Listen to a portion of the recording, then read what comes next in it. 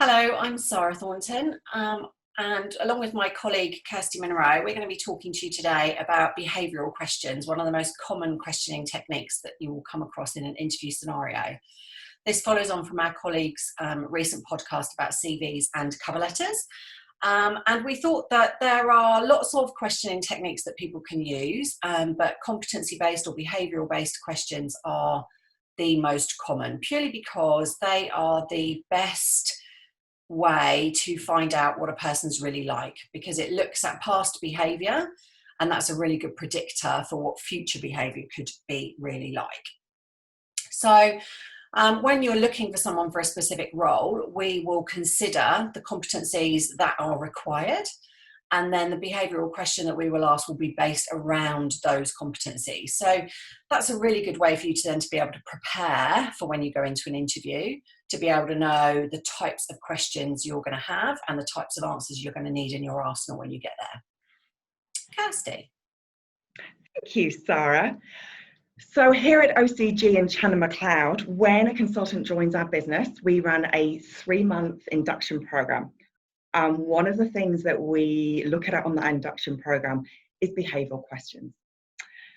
So amongst many other things in that session, we look at all the different ways that an interviewer can help a candidate in answering a behavioural question, because you'll be really pleased to know that an interviewer is actually willing you to provide a really good example. Another thing that we do in the training is put ourselves in the shoes of a candidate.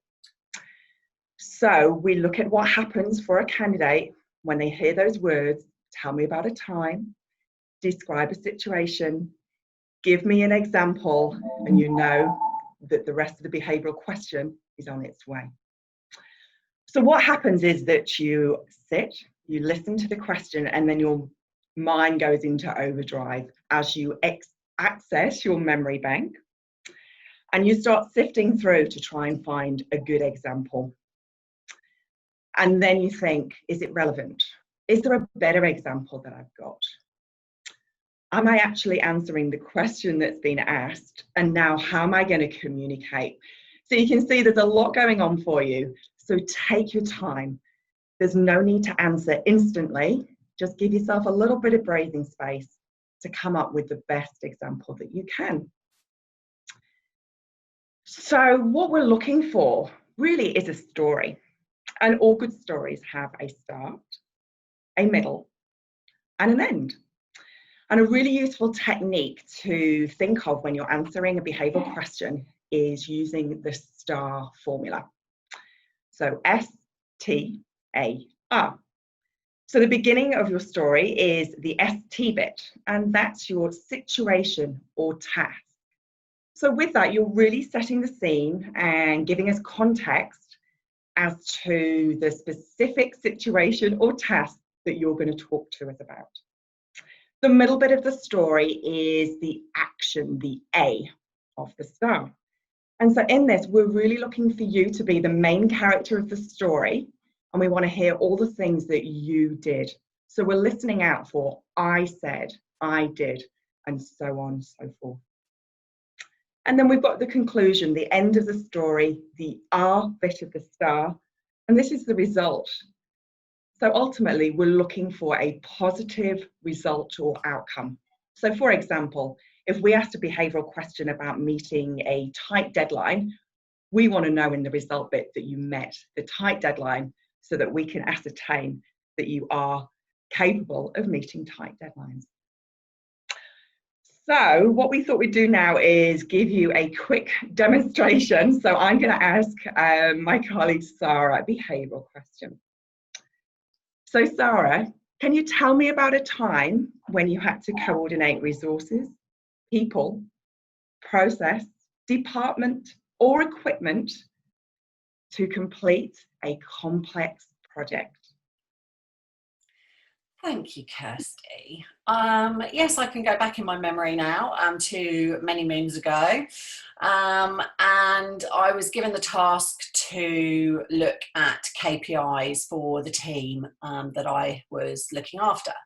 I was new to the role, new to the business, so needed support from other areas to be able to help me with some of the more technical aspects.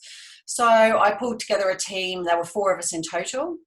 And we actually went back and looked at all of the data from everything that had been before for a period of 6 months to look at exactly how work was being processed and how it was working through the pipeline and how it was then coming out at the other end, to work out how we could sort out a really decent KPI structure for the teams, but also to look at whether the process needed improving as well. So we looked at all the data. I got my colleague in our technical IT department to actually get all the information into a format that we could all read and understand. I then had a technical mortgage person to look at some of the more complex aspects of processing in that side. And then myself and another colleague then looked at how we would sort out the process and how we could look at whether there were ways to improve it, and then look at how we could actually speed things up. So there was a lot of work involved around the actual work itself and the age of the pipeline and a lot of different things. What it turned out was that we came up with a plan, we came up with a proposal. I took that to the director of the business and told them that that's what I wanted to trial. We trialed it for a month, and the team was a bit hit and miss the first few weeks, purely because they were bedding in a new process. So the teams were a little bit kind of, nervous about everything. So I sat with individuals and coached them through the process, coached them through the reasons why. We had everybody on board, which was really good. And at the end, I was able to turn around and say, this is how we set the KPIs. We set those KPIs, and I left the business 4 or 5 years later, and those KPIs were still in place using the same formula because it worked. That's it. Excellent. Thank you so much, Sarah. Great example. So you can see, hopefully there, that Sarah gave me a really good foundation of a story. She gave me the situation and task. She gave me the actions that she took, and she gave me a positive result. Now, from there, even though Sarah's given me a great example, I would still want to go and ask questions. So never be offended if your interviewer asks lots of questions off the back of your behavioural question example. What we want to do is ascertain that you have got the knowledge, skills, abilities or attributes that we're looking for, and how well you are doing at that. So look, there's some really good news because you can prepare on these things. So we really urge you to take some time and think about the types of roles that you're interviewing with, and think about the kind of things that an interviewer is potentially going to ask you about. So for example, if you're looking at a sales or business development role, think about a really good example of a client that you've built from scratch. Think about a time that you've had to turn around a really difficult customer. Think about a time where you've really needed to develop a client to the next level. All of those kind of things really do take the time to do some preparation and help yourself. I shall now let Sarah finish up this podcast. Thanks, Kirsty. So yeah, as we said, preparation is key, but look, we understand that there are lots of different ways that people can ask these questions and what sort of answers they're going to expect. So if anyone has any questions whatsoever, please feel free to get in touch with one of the team. Thanks for joining us.